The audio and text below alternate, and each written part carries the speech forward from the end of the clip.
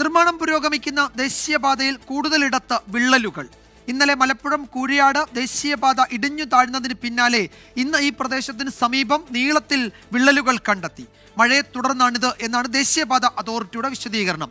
എന്നാൽ അശാസ്ത്രീയ നിർമ്മാണമാണ് അപകടത്തിന് കാരണമെന്ന വിമർശനവും ശക്തമാണ്.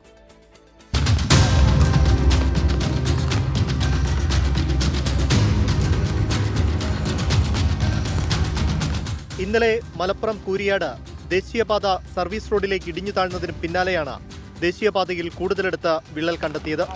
കൂരിയാടിന് സമീപത്തുള്ള തലപ്പാറയിലാണ് മീറ്ററുകളോളം നീളത്തിൽ വിള്ളൽ. സംഭവത്തെ തുടർന്ന് ഗതാഗതം നിരോധിച്ചു. സർവീസ് റോഡ് വഴിയാണ് വാഹനങ്ങൾ വഴിതിരിച്ചുവിടുന്നത്. ഭൂമി നെടുകെ പിളർന്നിരിക്കുകയാണ്. ഇവിടെ ഗുജറാത്തിലെ കച്ചിലൊക്കെ ഭൂകമ്പം ഉണ്ടായതുപോലെ നെടുകെ പിളർന്നിരിക്കുകയാണ്. ഇന്നലെ അപകടമുണ്ടായ ആ അവസ്ഥയല്ല, ഇന്നലെ രാത്രി വീണ്ടും തകർന്നു. ഇനി ഇതാ നമ്മളെ ബാക്കിൽ കാണുന്ന ഈ വൻമതിൽ ഇനിയും തകരാൻ പോവുകയാണ്. കൂരിയാട് ഇന്നലെ ദേശീയപാത ഇടിഞ്ഞ് അപകടമുണ്ടായ സ്ഥലത്ത് ദേശീയപാത എഞ്ചിനീയറിംഗ് വിഭാഗം പരിശോധന നടത്തി.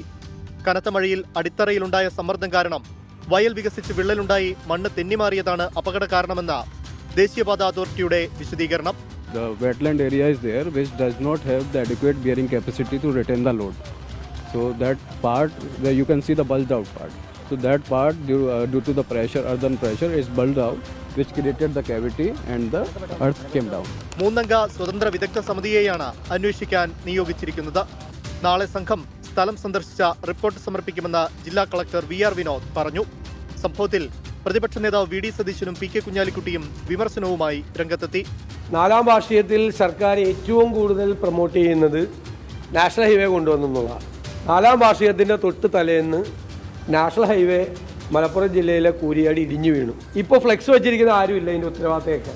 ഹൈവേ പണിതു എന്നതിൻ്റെ പേരിൽ രാജ്യം മുഴുവൻ ആഘോഷിക്കുകയും സെലിബ്രേറ്റ് ചെയ്യുകയും ചെയ്യുന്ന മുഖ്യമന്ത്രിക്ക് ഉത്തരവാദിത്തമില്ല.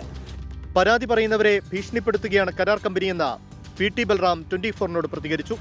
കൂരിയാടിന് പിന്നാലെ തലപ്പാറയിലും വിള്ളൽ രൂപപ്പെട്ടത് ആശങ്കയ്ക്കിടയാക്കിയിരിക്കുകയാണ്. 24 മലപ്പുറം.